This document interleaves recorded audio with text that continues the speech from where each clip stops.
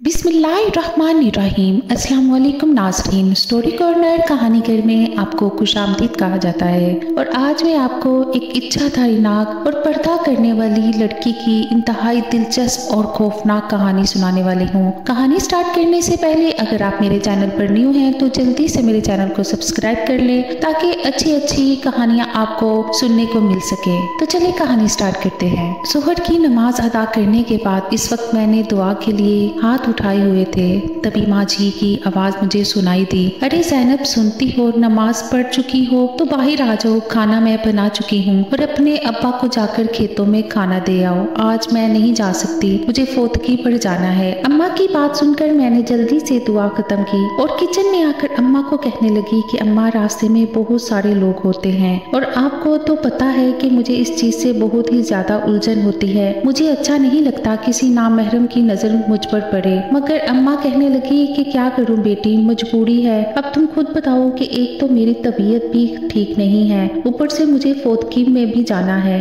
ऐसे में अगर मैं तुम्हारे अब्बा को खाना देने खेतों में चली गई तो बहुत देर हो जाएगी और बाकी औरतें चली जाएंगी, फिर अकेले किसके साथ जाऊंगी। और वैसे भी फिक्र किस बात की है, हमारे गांव के लोग सभी बहुत अच्छे हैं। गांव के सभी बहू बेटियों की इज्जत करते हैं। आज तक कभी किसी लड़के ने किसी लड़की को छेड़ने की गलती तक नहीं की और ना ही कभी ऐसी कोई बात सुनी है। इसलिए बेफिक्र होकर तुम खेतों में अब्बा को खाना देने चली जाओ। इससे पहले भी तुम कितनी बार गई हो कि आज तक कभी कोई बात हुई है?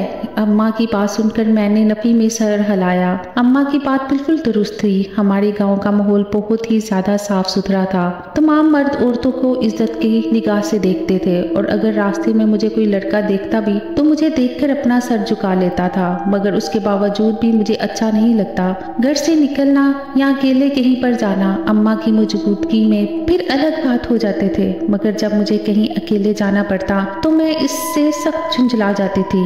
अम्मा मुझे कहती कि गांव की सभी लड़कियां अकेले ही आती जाती हैं और गांव का माहौल इस कदर पुरअमन है, पता नहीं तुम्हें आखिर मसला किस चीज से है। मैं मजबूरी के आलम में ही घर से बाहर निकला करती थी। जब मैं तैयार हो गई तो अम्मा कहने लगी कि ये दूध का प्याला भी ले जाओ। दोपहर के खाने के बाद तुम्हारे अब्बू ठंडा दूध पीने के आदी हैं। जब मैं खाना लेकर खेतों में आई तो सूरज की तपश से मुझे अपनी जिल्द झलसती हुई महसूस हो रही थी और फिर मैं तेज तेज कदम उठाते हुए अब्बा के पास पहुंच गई थी। अब्बा मुझे देखकर दिल से मुस्कुरा दिए और कहने लगे कि आज तुम्हारी माँ खुद नहीं आई, क्या हुआ है? उसकी तबीयत ठीक है? अब्बा को मैंने बताया अम्मा फोतकी पड़ गई है, इसीलिए मैं आई हूँ। खाना मैंने वही पर दरख्त के नीचे बिछी चारपाई पर रख दिया था।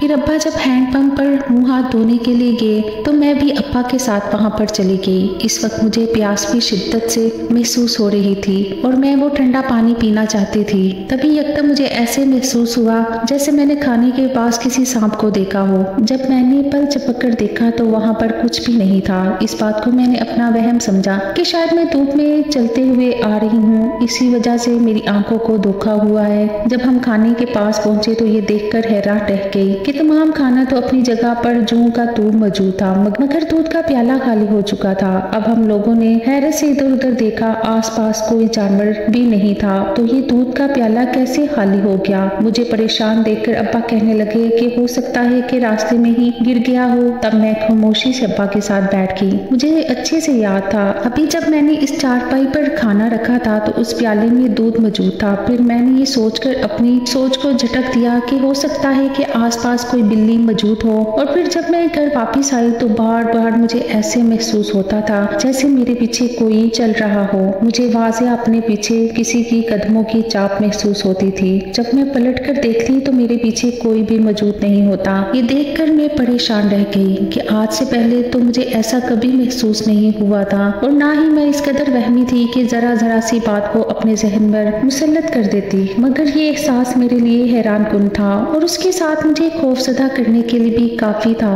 जब मैं घर आई तो अम्मा भी घर से जा चुकी थी। वो मुझे बता कर गई थी कि वो शाम से पहले घर वापस आ जाएंगी। शाम के लिए मैं खाना आज खुद ही बना लूं। जब मैं खुद किचन में खाना खाने के लिए आई तो मुझे ऐसे महसूस हुआ जैसे किचन में मैंने काले रंग की कोई चीज फर्श पर रेंगते हुए देखी हो। यकदम मैं बुखला गई। मुझे ऐसे महसूस हुआ था जैसे सांप यहाँ पर रेंग रहा हो। अब जब मैंने आंखें खोलकर गौर से देखा तो यहाँ पर कुछ भी नहीं था। पता नहीं आज बार बार मेरी आंखों को धोखा क्यों हो रहा है। मैं बुड़बुड़ाने लगी। खाना खाने के बाद मुझे चाय की तलब महसूस होने लगी। जैसे ही मैं चाय बनाने के लिए देगचे से ढक्कन उठाया तो मेरा मुंह खुले का खुला रह गया, क्योंकि पूरा बर्तन खाली था। इसमें दूध का नामो निशान तक बाकी नहीं था। अब मैं सर पकड़ कर रह गई कि ये सब क्या हो रहा है। मुझे इस वक्त चाय की तलब हो रही थी। तभी फिर मैंने पड़ोस में अपनी दोस्त से एक दूध का कप उधार लिया और चाय पीकर अपने कमरे में आकर लेट गई थी। सोए हुए मुझे थोड़ी ही देर महसूस हुई थी।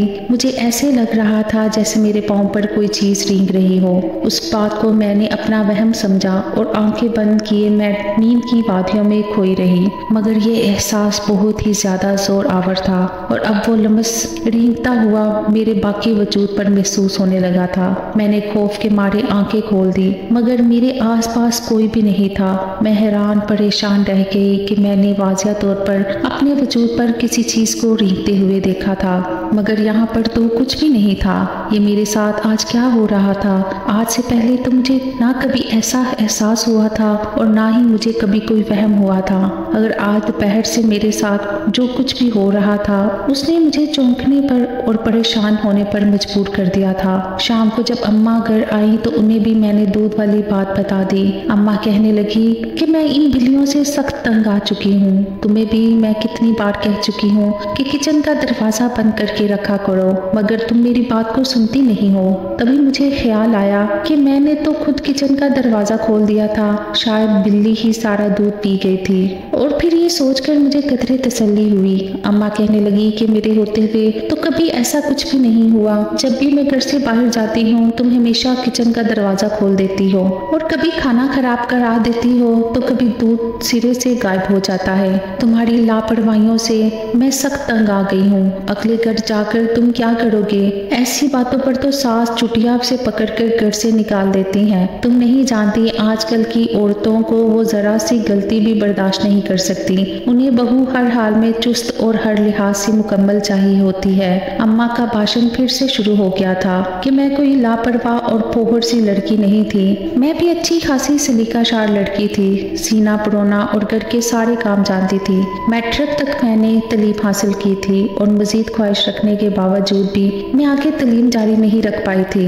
एक तो अब्बा की कम आमदनी थी और दूसरा अम्मा के खदशात और तीसरा हमारे गांव के आसपास ऐसा कोई स्कूल कॉलेज नहीं था जहां पर मैं मैट्रिक से आगे तलीम हासिल कर सकती। और प्राइवेट पढ़ना भी आसान नहीं था क्योंकि गांव में कोई भी पढ़ा लिखा नहीं था और अगर मुझे पढ़ाई में मदद की जरूरत पड़ती तो कोई मेरी मदद करने को तैयार ना होता। जब ही मैंने अपनी इस ख्वाहिश को दिल ही दिल में दबा लिया था, मगर मैंने फिर गांव के दर्स में जाना शुरू कर दिया। ये दर्स अभी कुछ टाइम पहले ही बनी थी और फिर इस दर्स में नाजरा और हिफज किया था। उसके बाद बिल्कुल बदल के रह गई थी। मैं पर्दा करने लगी थी और वो बहुत सारी बातें, बहुत सी चीजें जो इससे पहले मेरी रूटीन में शामिल थी, जैसे अक्सर मैं रेडियो पर गाने सुनती, टीवी पर ड्रामे देखती थी और अक्सर खुद भी गाने गुनगुनाती थी। मगर अब मुझे मालूम हुआ था कि ये सख्त गुनाह था। उन कामों से अल्लाह ने इंसान को दूर रहने को कहा है। अब ये बाजी की सोहबत का असर था कि आहिस्ता आहिस्ता मैंने तमाम बुराइयों को, गुनाहों को छोड़ दिया था और अल्लाह और उसके रसूल के हुक्म के मुताबिक जिंदगी गुजारने लगी थी। अब कुछ दिन पहले बाजी ने मुझे पैगाम भिजवाया था कि मैं दोबारा से दर्स में जाना शुरू कर दूं, क्योंकि अब बाजी के अकेले की बस की बात नहीं है कि वो बच्चियों को पढ़ा सके। उन्हें मेरी मदद की जरूरत है। वैसे भी मेरा शुमार उनके खास शागिर्दों में होता था और वो मुझे बहुत पसंद करती थी। उनका कहना था कि मैंने कितने ही शहरों में, कितने ही गाँव में बच्चियों को तालीम दी है, मगर तुम्हारे जैसी ज़हीन और हर बात को आसानी से समझ लेने वाली लड़की मैंने अपनी पूरी जिंदगी में नहीं देखी। जब मैं अम्मा के सामने उनकी तारीफों का जिक्र करती तो अम्मा कहती कि अगर वो तुम्हें घर में आकर देख ले और मेरे साथ जुबान चलाते हुए देख ले तो वो अपनी बात से मुकर जाए, अपने अल्फाज वापस ले लेंगी। तब मैं मसनूई अंदाज में अम्मा से नाराज हो जाती। इन्हें कहती कि क्या मैं इतनी बुरी हूँ जो आप मेरे बारे में ऐसा कह रही हैं। वो हंसते हुए कहती कि तुम इससे भी ज्यादा बुरी हो और मैं किसी दिन तुम्हारी बाजी को इस बारे में बताकर तुम्हें जरूर डांट पड़वाऊंगी। आज अम्मा ने फिर ज्यादा दूध लेकर काढ़ लिया था और रात को मुझे कहने लगी कि अगर किचन में जाना हो तो वापसी पर उसका दरवाजा अच्छे से बंद कर लेना। आज भी दूध चूल्हे पर पड़ा हुआ है, ऐसा ना हो कि आज भी सुबह की चाय के लिए में दूध ना बचे। मैंने फिर अम्मा की ताकीद को मद्देनजर रखते हुए दरवाजा अच्छे से बंद किया और फिर अपने कमरे में आ गई थी। सुबह फजर की नमाज पढ़ने के बाद मैं थोड़ी देर के लिए सो गई थी। जब भी अम्मा के गुस्से की आवाज पर मैं हड़बड़ा कर उठ बैठी। वो मुझे कहने लगी कि तुम्हारा बाप अब काम पर जा रहा है, मुझे बताओ मैं उसे नाश्ते में क्या दूं। अम्मा की बात सुनकर मैं हैरान रह गई। उन्हें कहने लगी कि ये पूछने के लिए मुझे सोते हुए उठाने की क्या जरूरत थी।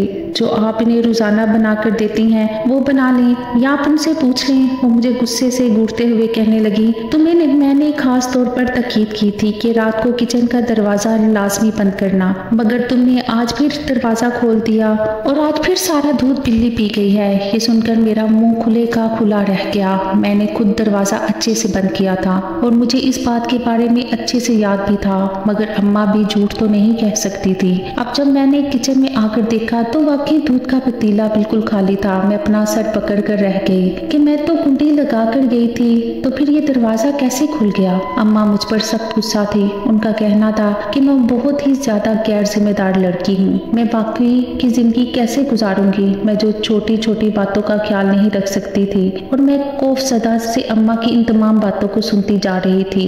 आज मैंने दर्स में पढ़ाने के लिए जाना था, इसलिए मैं बुर्का ओढ़ कर दर्स में आ गई थी। हम दर्स हमारे घर से थोड़े से ही फासले पर था और मैं मोहल्ले के भी कुछ बच्चे रास्ते में मुझे दर्स में जाते हुए मिल जाते थे, इसलिए अम्मा को मैं इस बात के हवाले से जहमत नहीं देती थी। अभी मैं घर से निकलकर थोड़ा ही दूर आई थी जब मुझे फिर से ऐसे महसूस होने लगा जैसे कोई मेरे पीछे चलता हुआ आ रहा हो। अब जब मैंने पलट कर देखा तो मैं हैरान होकर रह गई। मैं अपने पलके झपकना भूल गई थी। मेरा वो हाथ जिसमें मैंने अपने चेहरे पर नकाब किया हुआ था, मेरा वो हाथ पहलू में गिर गया था और मैं पलके झपकाए बिना उस हुस्न के मुजस्मे को देख रही थी और वो भी बगौर मेरे चेहरे की तरफ देख रहा था। मुस्कुराते हुए वो मेरे रूबरू खड़ा हो गया और कहने लगा, कैसी हो ज़ैनब। उसके मुंह से अपना नाम सुनकर मैं हैरत ज़दा रह गई। उसे हकलाते हुए कुछ कहने लगी कि तुम कौन हो और मेरा नाम कैसे जानते हो। वो हल्के से हंस पड़ा और कहने लगा कि मैं तुम्हारे बारे में और भी बहुत कुछ जानता हूँ। उसकी बात सुनकर मैं डर गई थी। मुझे उसकी आंखों से खौफ महसूस हो रहा था। मैं तेज तेज कदम उठाते हुए आगे बढ़ने लगी। अब मुझे अपनी पोजीशन का ख्याल आया कि मैं इस वक्त रास्ते में खड़ी थी। अगर कोई भी गांव का शख्स मुझे देख लेता तो मिनटों में फसाना बन जाना था और मैं बदनाम भी हो सकती थी। मुझे अपने माँ बाप की इज्जत अपनी जान से भी बढ़कर अजीज थी। फिर वो भी मेरे साथ चलने लगा। मैंने उसे कहा, ऐसे मत करो, मेरा पीछा मत करो, अगर किसी ने देख लिया ना तो ना जाने मेरे बारे में क्या सोचेंगे। वो कहने लगा, किसी को कुछ नहीं पता चलता और ऐसे मैं तुमसे ये कहना चाहता हूँ कि मैं तुम्हें पसंद करता हूँ और तुम्हें हासिल करना चाहता हूँ। उसकी बात सुनकर मेरे कदम जैसे जमीन ने जकड़ लिए। अब मैंने हैरत से उसकी तरफ पलट कर देखा। उसने हाँ में सर हिलाकर गोया अपनी बात की तायीद की और कहने लगा कि मैं सच कह रहा हूँ, मैं तुम्हें अपनाना चाहता हूँ। तुम्हें हासिल किए बगैर अब मैं कभी भी चैन नहीं पा सकता। मैं फौरन से तेज कदम उठाते हुए अपने दर्स में आ गई थी। मेरा दिल जोर से धड़क रहा था। मैं ये सोच सोच कर पागल हो रही थी कि ये शख्स कौन था और मुझसे किस किस्म की बातें कर रहा था। उसका खूबसूरत चेहरा मुझे बार बार याद आ रहा था। मैं इसी तरह से घबरा गई थी। मेरी हालत देखकर बाजी भी हैरान रह गई। वो मुझे कहने लगी, क्या बात है, आज इतनी बुखलाई हुई क्यों हो, सब ठीक तो है। फिर मैंने बहुत मुश्किल से अपनी हालत को काबू में पाया और बाजी से इधर उधर की बातें करने लगी। सारा दिन बच्चों को पढ़ाते हुए भी मेरा ध्यान उसी तरफ था और छुट्टी के बाद जब मैंने दर्स से बाहर कदम निकाला तो इस वक्त वो कहीं भी नजर नहीं आ रहा था। मैंने एक गहरा सांस खारिज किया और अपने घर की तरफ चल दी। रास्ते में फिर मुझे ऐसे महसूस होने लगा जैसे कोई मेरे पीछे चल रहा हो। अब जो मैंने डरते डरते पीछे देखा तो वहां पर कोई भी नहीं था। मैं फिर तेज कदम उठाते हुए घर आई तो घर में कुछ मेहमान थे। अम्मा कहने लगी कि फौरन से हाथ मुंह धोकर मेहमानों को सलाम कर लो और फिर अच्छी सी चाय बनाकर कमरे में ले आओ। सुनो, आज चाय के साथ अच्छा सा एहतमाम भी कर लेना। मैं जो थकी हारी दर्स से आई थी, इस वक्त मुझे सख्त भूख भी सता रही थी, मगर अम्मा की बात को मैं टाल नहीं सकती थी। यूं भी अम्मा को छोटी छोटी बात पर गुस्सा आ जाता था और इस वक्त घर में मेहमान मौजूद थे और मैं मेहमानों के सामने बेइज्जत नहीं होना चाहती थी। तभी मैंने सोचा कि पहले अम्मा की बात मान लेती हूँ, उसके बाद ही बाकी काम करूंगी। जब मेहमानों को सलाम करने के लिए मैं कमरे में आई तो वहाँ पर 2 खवातीन मौजूद थीं और उनके साथ एक बड़ी उम्र के आदमी बैठे। वो सफ़ेद दाढ़ी और नूरानी चेहरे वाले इंसान थे। उनके हाथों में तस्बीह थी। मैं उन्हें देखते ही मारूफ सी हो गई। सलाम करने के बाद जब मैं वापस जाने लगी तो उन बुजुर्ग की आवाज़ सुनकर मैं चौंक गई। वो मुझे कहने लगे, यहाँ आओ बेटी, मेरे पास आकर बैठो। उनके अंदाज में न जाने ऐसा क्या था कि मेरे कदम खुद ब खुद उनकी तरफ उठने लगे।